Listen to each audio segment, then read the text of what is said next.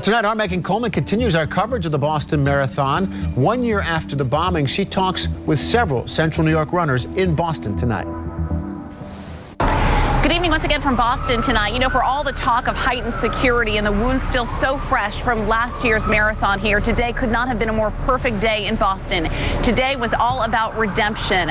Certainly an exciting time for these runners, bringing the pride of Boston back to this race. For the runners, it was a time to celebrate their tremendous accomplishment. And the fans, well, they were by their side the whole way.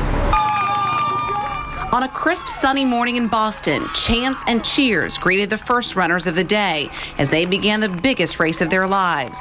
On this day, there are no limitations and no shortage of support.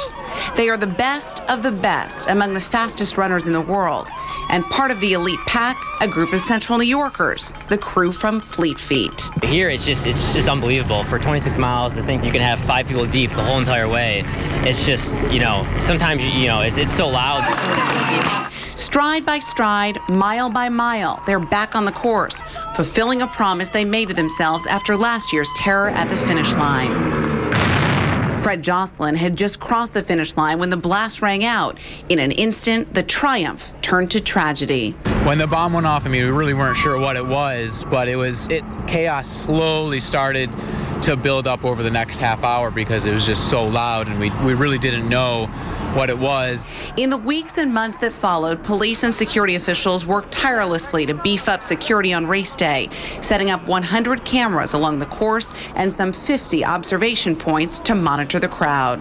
Everybody felt like they were in this together, and we came back to represent, the country, really. And I think that really had a lot of meaning. A crowd that came back to Boston to reclaim a race. Let's go, Boston!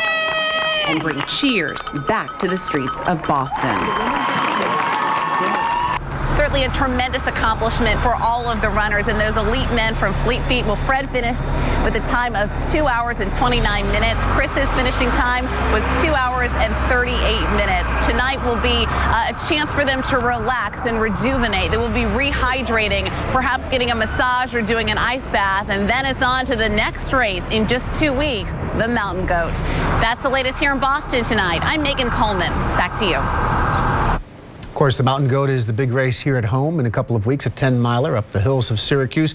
Here's a look at some of the finish line, including Meb, who's the first American to win this in more than 30 years. He was heroically cheered throughout his run today. Many other pictures on Boston.com, their Globe site, including the female winner, too, Rita Jeptu, who's won 3 straight now. You can see her picture there, too. Well,